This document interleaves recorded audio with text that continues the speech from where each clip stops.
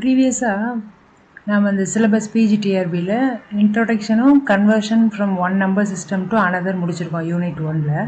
இன்றைக்கி இந்த வீடியோவில் வெப் டெவலப்மெண்ட் பார்க்கலாம். HTML பார்ப்போம். யூனிட் 8ல் வந்துட்டு HTML வெப் டெவலப்மெண்ட்டில் HTML ஒர்க்கிங் வித் டேபிள்ஸ் அதை இப்போ பார்க்கலாம். இந்த ஒர்க்கிங் வித் டேபிள்ஸை ரெண்டாக பிரிச்சுக்கலாம், 2 வீடியோவாக. ஃபஸ்ட்டு வீடியோவில் வந்துட்டு பேசிக்காக டேபிள் எப்படி க்ரியேட் பண்ணுறோன்னு பார்ப்போம். அதுக்கப்புறமா அதில் யூஸ் பண்ணக்கூடிய கொஞ்சம் ஆட்ரிபியூட்ஸை சேர்த்து பார்க்கலாம். இந்த HTML எதுக்கு யூஸ் ஆகுதுன்னா வெப்பேஜஸ், அதாவது வெப்சைட் டெவலப் பண்ணுறதுக்கு யூஸ் ஆகுது. வெப்சைட்ஸ் எல்லாம் டிசைன் பண்ணிக்கலாம், அதுக்காக யூஸ் ஆகுது. இதை சாதாரணமாக நோட் பேட்லேயே டைப் பண்ணலாம். இந்த HTML கோடு ஸ்கிரிப்டை வந்துட்டு சாதாரண நோட் பேட்லேயே டைப் பண்ணலாம். இப்போ நோட் பேடை ஓப்பன் பண்ணிக்கிறோம். எப்பயும் ஸ்டார்ட் பண்ணும்போது HTML அப்படின்னு தான் ஸ்டார்ட் பண்ணணும். இங்கே பாருங்கள், HTML அப்படின்னு ஸ்டார்ட் பண்ணணும். ஹெட் டேக்கு ஸ்டார்ட் பண்ணணும். டைப்பிங் பண்ணி உங்களுக்கு டைம் வேஸ்ட் பண்ண வேணான்றக்கா ஆல்ரெடி டைப் பண்ணி வச்சுருக்கேன். எப்பயுமே இந்த ஹெட் டேக்குள்ளே தான் இந்த டைட்டில்னு கொடுக்கணும். இந்த டைட்டில் டேக் எதுக்கு யூஸ் ஆகுது அப்படின்னா, மேலே, அதாவது வெப்பேஜோடைய டைட்டில் மேலே அட்ரஸ் பாரில் காட்டும், அதுக்காக யூஸ் பண்ணுறது தான் இந்த டைட்டில் டேக். இந்த டைட்டில் டேக் எப்பயுமே ஹெட் டேக்குள்ளே தான் வரணும். இந்த ஹெட் டேக்கை க்ளோஸ் பண்ணணும். க்ளோஸ் பண்ணும்போது எப்பயுமே ஃபார்வேர்டு ஸ்லாஷ் போட்டு தான் க்ளோஸ் பண்ணணும். பேக்வேர்டு ஸ்லாஷ் போட்டு க்ளோஸ் பண்ணோம் அப்படின்னா ஒர்க் ஆகாது. அதே மாதிரி இந்த HTML பொறுத்த வரைக்கும் எதுவுமே எரர் காட்டாது. நாம் அப்ளை பண்ணியிருக்கக்கூடிய டிசைன் இதில் காட்டலை அப்படின்னா நாம் தான் புரிஞ்சுக்கிறணும் ஏதோ நம்ம மிஸ்டேக் பண்ணியிருக்கோம் அப்படின்னு. ப்ரோக்ராமிங் லாங்குவேஜ் மாதிரி இதில் எரர் காட்டாது. சரி, இப்போ ஹெட் டேகுக்குள்ளே தான் டைட்டில் டேக் எழுதி ஹெட்டை முடிச்சிட்டோம். இப்போ பாடி டேகை ஓப்பன் பண்ணியிருக்கோம். இந்த அலைன் ஈக்குவல் டு சென்டர்னு போட்டிருக்கோம்ல, இந்த அலைன்றது ஆட்ரிபியூட்டு, சென்டருன்றது வேல்யூ. அப்படின்னா என்ன அர்த்தம்னா, பாடி டேக்கில் எழுதுறத வந்து சென்டராக அலைன் பண்ணுங்கன்னு கொடுத்துருக்கோம். இப்போதைக்கு தேவையில்லை, அதனால் நான் அதை எடுத்துட்டேன். ஃபியூச்சர் வீடியோஸில் பார்க்கும்பொழுது அதோடைய யூஸ் என்னன்றது உங்களுக்கு தெரியும். நெக்ஸ்ட், இந்த பாடி டேகுக்குள்ளே டேபிள் டேக் எழுதுகிறோம். இந்த டேபிள் டேக் என்ன பண்ணுறோம் அப்படின்னா, வெறுமனே இப்போ நம்ம டேபிள் டேக் மட்டும் போட்டு பார்க்கலாம் என்ன வருதுன்னு பார்ப்போம். இந்த டேபிள் டேகுக்குள்ளே ஒரு கேப்ஷன் ஒரு டேக் யூஸ் பண்ணியிருக்கோம். அதுதான் என்னென்னா, டேபிளுக்கான டைட்டில் கொடுக்கறது தான் இந்த கேப்ஷன் டேகுடைய வேலை. டேபிளுக்கான டைட்டிலை கொடுக்கறது தான் இதோடைய வேலை.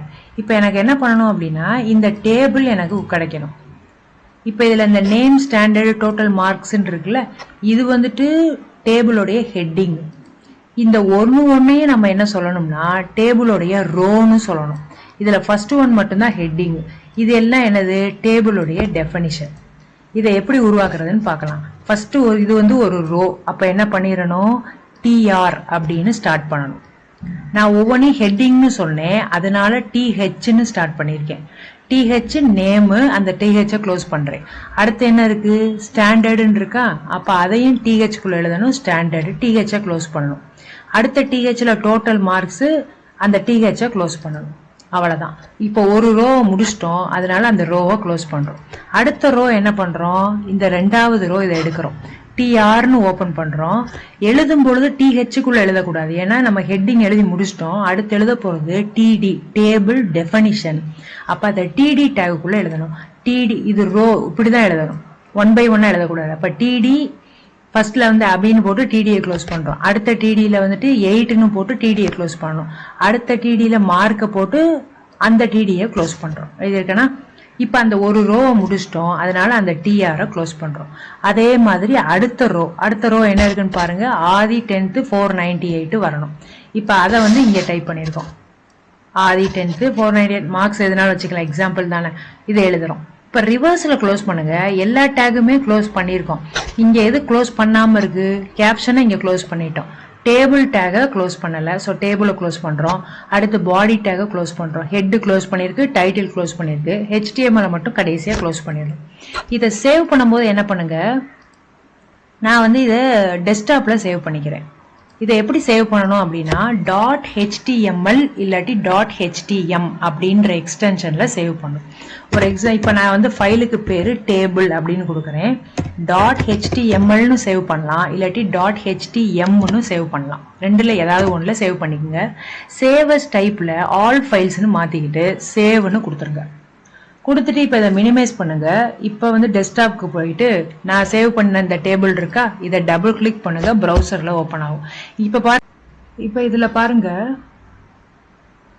டேபிள் வந்து டேபிள் ஃபார்மேட்ல அந்த மாதிரி டேபிளாவே வரல, சும்மா சென்டென்ஸ் இப்படி வரிசையா வந்த மாதிரி இருக்கு. அப்ப என்ன செய்யணும்னா, இந்த டேபிள்ன்ற டேக்ல என்ன பண்றீங்க, பார்டர் அப்படின்ற ஒரு ஆட்ரிபியூட்டை யூஸ் பண்ணுங்க. பார்டர் இஸ் ஈக்குவல் டு நீங்களா ஒரு நம்பர் கொடுங்க. கொடுக்குற நம்பரை பொறுத்த வரைக்கும் திக்னஸ் இருக்கும்.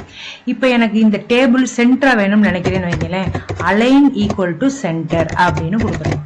கொடுத்துட்டு சேவ் பண்ணுங்க, கண்ட்ரோல் எஸ் கொடுத்து சேவ் பண்ணிட்டு இப்போ ப்ரௌசர்ல போயிட்டு ஜஸ்ட் ரெஃப்ரெஷ் மட்டும் பண்ணுங்க. இந்த வந்துடும் நேமு, ஸ்டாண்டர்டு, டோட்டல் மார்க்ஸ் எல்லாம் வந்துடும். மேலே உள்ளது கேப்ஷன்.